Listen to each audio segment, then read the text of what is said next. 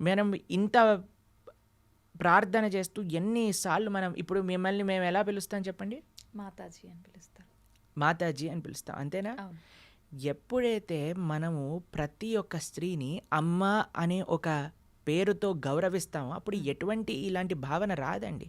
Correct. ఏ సినిమాలో మీకు ఇలాంటి భావన చూపిస్తున్నారండి? లేదు ఎక్కడ. ఏ సీరియల్ కానీ, ఏ టీవీ ఛానల్లో కానీ, ఏ మూవీ క్రియేషన్లో కానీ స్త్రీ పైన గౌరవము, రెస్పెక్ట్ అనేది ఉంటుందా?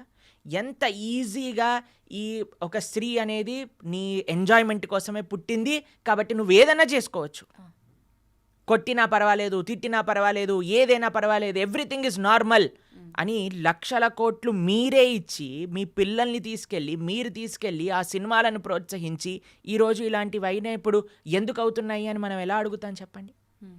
మీకు ఒక విషయం చెప్తాను, శాస్త్రంలో ఒక విషయం చెప్పున్నారు. మాతృవత్ పరదారేషు పరద్రవ్యేషు లోష్టవత్ ఆత్మవత్ సర్వభూతేషు యపశ్యతి స పండితః.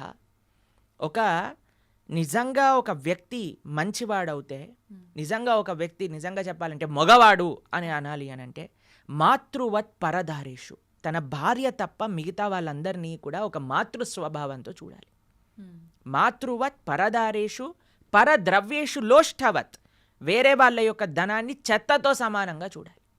నీకెంత భగవంతుడు ఇచ్చాడో అది నాది, వేరే వాళ్ళ ధనం నాకు అవసరం లేదు. ఓకే. ఆత్మవత్ సర్వభూతేషు, నువ్వు ఎలా ట్రీట్ చేయాలి నిన్ను అని అనుకుంటున్నావా అలా వేరే వాళ్ళని ట్రీట్ చేయి నువ్వు ఫస్ట్. అలాంటి వాడు నిజమైన ధీరుడు అని మన శాస్త్రములు చెప్తున్నాయి. ఈ భావన మీరు ఎక్కడైనా సినిమాలో చూసారా? ఎక్కడైనా సీరియల్లో చూసారా? ఎక్కడైనా టీవీలో చూసారా? ఎంటర్టైన్మెంట్ పేరుతో ఈరోజు మొత్తం చిన్న చిన్న పిల్లల యొక్క మనస్సు నుంచి మొత్తం కరప్ట్ చేసేస్తే, ఇప్పుడు చెప్పండి, తప్పు చేసేవాడికి తెలియదా ఇప్పుడు ఒక మర్డర్ చేయటం తప్పు, ఒక స్త్రీని అవమానించటం తప్పు, లేదా ఈవ్ టీజింగ్ తప్పు, ఇవన్నీ తప్పు అని చేసేవాడికి తెలియదా అండి? ఎందుకు చేస్తున్నాడు?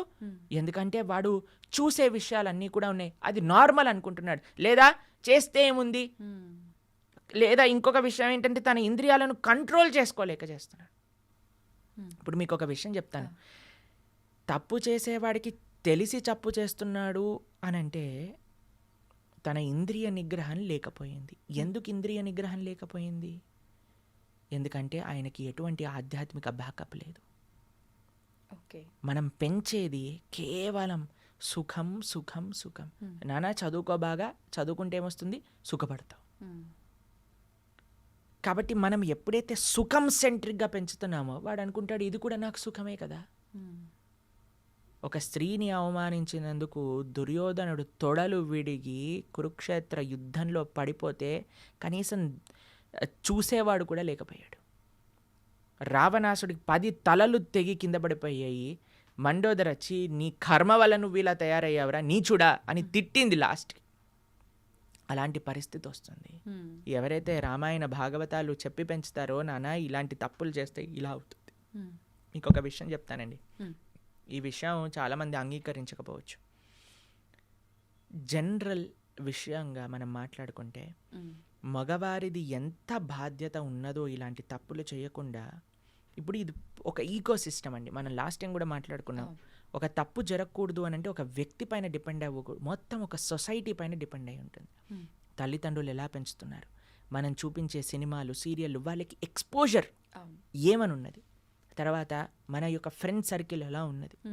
ఇంకొక విషయం చెప్తాను, ఎంత పురుషుడికి ఎంతైతే ఇంద్రియ నిగ్రహం ఉండాలో, ఎంత రెస్పెక్ట్ఫుల్ యాటిట్యూడ్ ఉండాలో, అంతే ఒక స్త్రీకి కూడా ఆ రకమైన గౌరవం, ఒక డిస్టెన్స్ మెయింటైన్ చేయడం అనేది తెలుసుకోవాలి. ఇలాంటి కేసుల గురించి మాట్లాడట్లేదండి, జనరల్ సొసైటీ గురించి మాట్లాడుతాం. ఎవరికి ఏ హద్దు ఏంటి అని తెలుసుకోవాలి మనం. ఇప్పుడు మీకు ఒక విషయం చెప్తాను, మీరు ఆశ్చర్యపోతారు. ఇప్పుడు నేను కాషాయ వస్త్రం వేసుకున్నాను, భగవంతుడి యొక్క సేవలో ఉన్నా. మేము ప్రోగ్రామ్కి వెళ్ళినప్పుడు కూడా కొంతమంది మమ్మల్ని ప్రభుజీ మీరు మమ్మల్ని పెళ్లి చేసుకుంటారా అని అడిగిన వాళ్ళు కూడా ఉన్నారు, తెలుసా మీకు? అలా ఎలా అడుగుతారు ప్రభుజీ అసలు? అదే నేను చెప్తున్నాను. అందుకే మేము ఎప్పుడు కూడా ఒంటరిగా ఏ ప్రదేశానికి వెళ్ళాం, ఎప్పుడైనా సరే మా డివోటీస్ మాతో పాటు పట్టుకొని వెళ్తాం అనమాట. ఎందుకంటే ఈరోజు వాళ్ళకి ఆ రెస్పెక్ట్ లేదు. ఓకే. నేను చూశాను స్వయంగా కాబట్టి మీకు చెప్తున్నాను. కాబట్టి మనం చాలా జాగ్రత్తగా ఉండాలండి. అందుకే మేము ఎప్పుడు ఎవ్వరితో ఒంటరిగా ఏ స్త్రీతోటి మాట్లాడాం. మీరు మమ్మల్ని గమనించారనుకోండి, ఎప్పుడు కూడా ప్రతి ఒక్కరిని మాతాజీ అని పిలుస్తాం. అవును. కాబట్టి ఆ భావన మాకు నిరంతరం ఉంటుంది. కాబట్టి ఎవరైనా స్త్రీని చూసేసరికి ఒక మాతృ భావన మా లోపల కలుగుతుంది అనమాట. ప్రణామం చేస్తాం. కాబట్టి ఇప్పుడు చూడండి, ఒక హద్దును మెయింటైన్ చేస్తాం. అవును. కొన్నిసార్లు మాతో ఫోటో దిగాలి అని వచ్చినప్పుడు కూడా మేము వెంటనే పక్కకి జరిగి నమస్కారం దూరంగా చేస్తాం. అవునా కాదా చెప్పండి. అవును ప్రభుజీ. ఎందుకు అనంటే ఆ హద్దు అందరూ మెయింటైన్ చేయాలి. ఒక పురుషుడే కాదు, ఒక స్త్రీ. ఏ విధంగా అంటే మన యొక్క వస్త్రధారణ ఎలా ఉన్నది, మనం ఎంత క్యాజువల్ అయిపోతున్నాము, ఎంత డిస్టెన్స్ చేస్తున్నాం అనేది చాలా ముఖ్యంగా చూడాలండి. కాబట్టి మీరు ఏమంటాం, ఒక పెనం పైన, కాలుతున్న పెనం పైన వెన్న వేశారనుకోండి, కరుగుతుందా లేదా చెప్పండి. ఏయ్ నేను కాలుతాను కానీ నువ్వు కరగొద్దు అని అంటారా? వెన్న ఆగగలుగుతుందా అండి? లేదు, సాధ్యపడదు అది. కాబట్టి మనం ఈ హద్దును మెయింటైన్ చేయాలి. ఒక స్త్రీ అందుకే మన సనాతన ధర్మం is a very beautiful society అండి. ఎలా స్త్రీలు ఎలా ఉండాలి, పురుషులు ఎలా ఉండాలి, నీ యొక్క బాధ్యత ఏంటి, నీ యొక్క బాధ్యత ఏంటి, ప్రతి ఒక్కళ్ళకి వాళ్ళ వాళ్ళ బాధ్యతలు చెప్పారండి. రాముడు ఏకపత్ని వ్రతం చేశాడు ఆయన. అలా సీతమ్మ తల్లి అంత పతివ్రత వ్రతం ఆవిడ చేసేది. ప్రతి ఒక్కరికి వ్రతం ఉన్నదండి. పురుషుడికి ఉన్నది, స్త్రీకి ఉన్నది. లేదు పురుషుడు ఒక్కడే చేయాలి, స్త్రీ నేను ఎలా ఉన్నా పర్వాలేదు అని మనం అనకూడదు. అలా అని వాళ్ళు ఏదైనా పర్వాలేదు మనకు బానిసలు అని వీడు అనుకున్నాడు అనుకోండి, పరమ చండాలమైన ఆలోచన అది.